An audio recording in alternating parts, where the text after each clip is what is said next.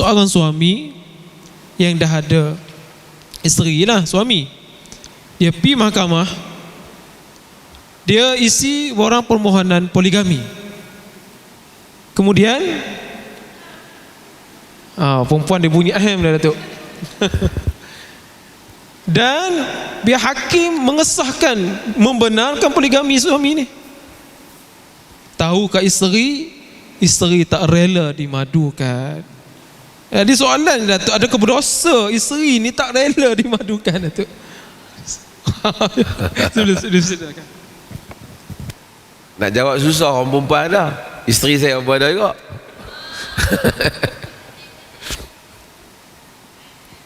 Yang pertama ialah,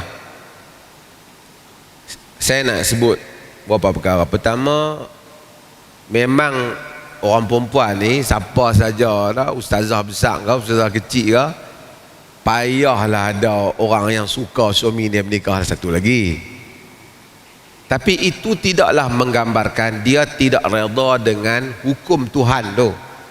Dia cuma tak happy benda tu berlaku pada diri dia. Kadang-kala disebabkan faktor-faktor sampingan.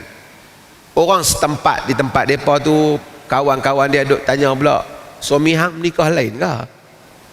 Tapi kalau dia duduk di Afrika, sebahagian negara Afrika yang suami kalau tak kahwin lebih pada satu leceh, dia akan tanya, abang bila nak menikah lagi? Kerana kadang-kadang disebabkan faktor semasa. Hatta isteri Nabi SAW pun tak, bila tengok ada Nabi, umpamanya riwayat apabila Nabi berkahwin dengan Juwairiyah binti Haris, Aisyah dia rasa cemburu apabila tengok Juwairah cantik dan seumpamanya. Kemudian berdiri di depan pintu Nabi dan kemudian Nabi tawarkan dia wanita. Cumanya ada beberapa hal masalah. Pertama, dia tak setuju tu hal dia, tapi dia tak boleh bantah benda ni halal untuk suami dia selagi mana suami dia tidak melakukan perkara yang haram, dengan artinya telah tak adil kepada dia. Di dalam hadis yang diriwayatkan oleh Nabi daripada Nabi sallallahu alaihi wasallam, saya tengok hadis ni di dalam Sahih Bukhari 5 kali Imam Bukhari sebut.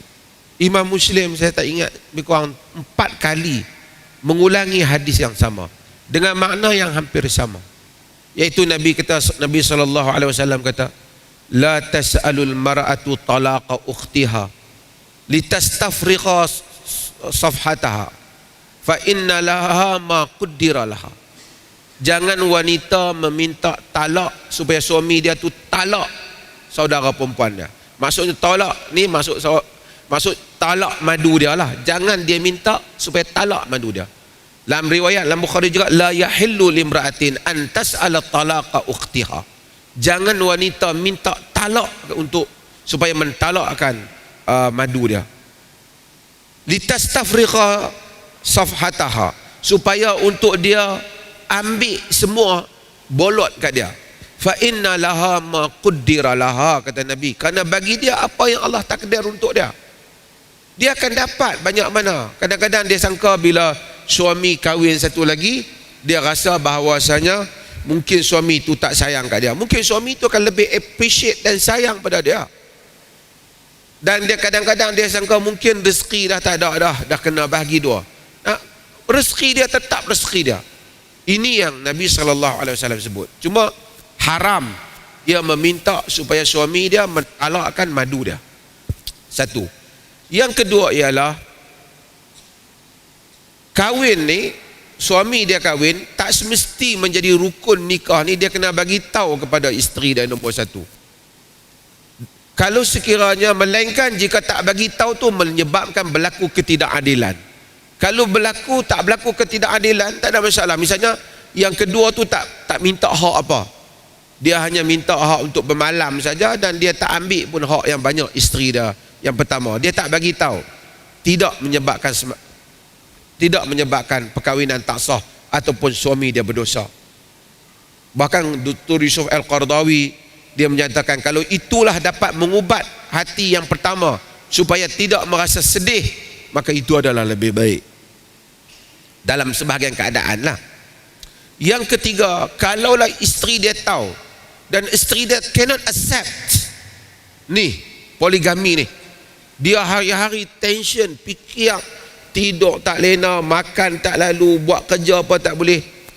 Dia tak boleh hidup dah dengan suami dia. Dia tak boleh nak taat daripada suami dia.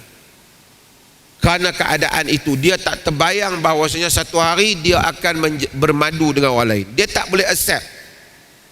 Dia meminta untuk suami dia menceraikan dia. Kononnya, saya bukan kata suruh. Bolehkah dia minta cerai dalam keadaan itu? Dia boleh propose lah untuk minta cerai.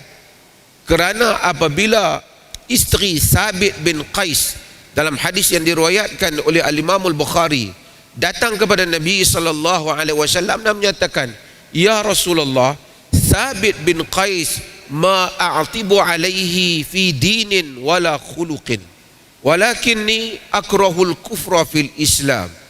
Wahai Rasulullah, Sabit bin Qais, aku tak petikai agama dia dan akhlak dia, tapi aku bencikan kufur di dalam Islam. Maksudnya aku bencikan untuk tidak taat kepada suami, buat benda yang macam jahiliyah.